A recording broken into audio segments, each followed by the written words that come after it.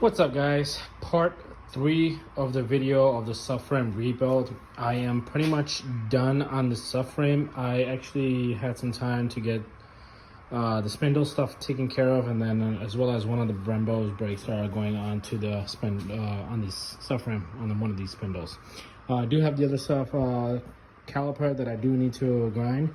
These are Evo 8 calipers, the front calipers brakes, which somebody had made brackets for to be installed on our MK3 Supra spindles. So I'll show you that in a second. Just want to show you exactly what I've got done. I actually cut up the spindles of the dust shield on both of them, as you can see.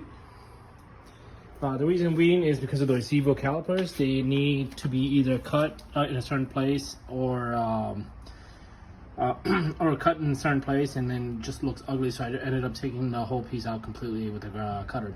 So I got that piece cut on both of them and then installed on the lower ball joint, lower control arm, upper control arm, and as well as the steering rack. I hand tighten those bolts. I don't want to completely tighten these in case that once my buddy comes this weekend to pick it up, and if this, the weight is too much to put it in the car, though, we're just gonna go ahead and take these out and put it in the car. So it's easier that way.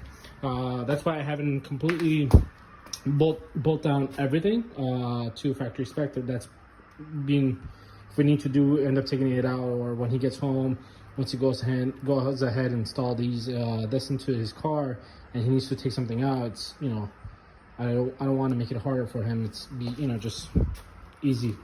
So I got the steering rack installed, both the brackets. This for some reason going in too hard. I don't want to force it in. I will have him take care of it. I don't know what's going on. He's the one who installed these two bushings, steering rack bushings. So I'm gonna have him play around with it and have it installed in the car. Then I obviously tore it down to a factory spec.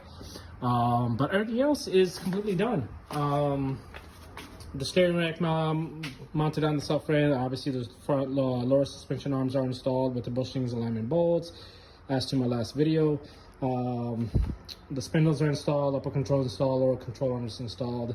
There isn't really anything else to be installed on this besides taking it home and dragging it up and installing it to the car, and then going from there. So now for the caliper, Evo caliper. This is our Evo 8 calipers. Somebody had made these brackets on actually Facebook. Lewis Johnson. I actually bought 2 of these, but in order to actually get it on the spindle, you do have to completely grind this down. As you can see, it's kind of a terrible job, but this actually is what you need to do in order to get this fit. So without it, as you can see, the holes are completely lined, and then I actually tested it out. I'll show you guys in a second. So this is what needs to be done to clear this bracket. The other people have mentioned, why not just go around this? You can't do it just because these 2 bolts are going to be bolted onto the spindles, and then these 2 are basically for the caliper. So I marked this one down, how much needs to be grinded. As you can see, it just doesn't work. So it has to be grinded down. So I grinded this down completely. Show you guys how this goes on the car. I try to do it with my left hand.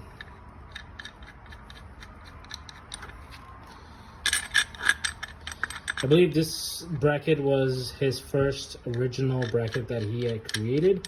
I actually do have this one, and as well as the steel one. This one's actually made of aluminum, a very strong aluminum, but people are complaining about heat and etc. It's like everybody's, for some reason going road racing, so it's a joke. So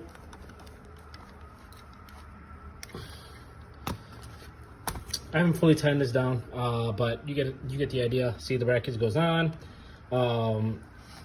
I grinded it as much as possible. There is a little bit of gap there. Actually, there isn't once I tightened it down all the way. But I'm gonna try to get this on here without, me struggling to get this on here, because I obviously don't have my video stand.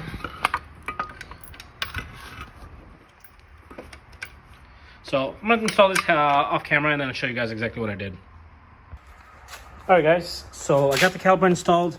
Obviously 2 bolts that go onto the spindle, and then obviously 2 bolts that go onto the caliper. I hand tend this just so you guys can see exactly how it looks. It does utilizes the Evo 8 caliper as well. You do need what's it called, little OD, so that the rotor doesn't move or have too much play here.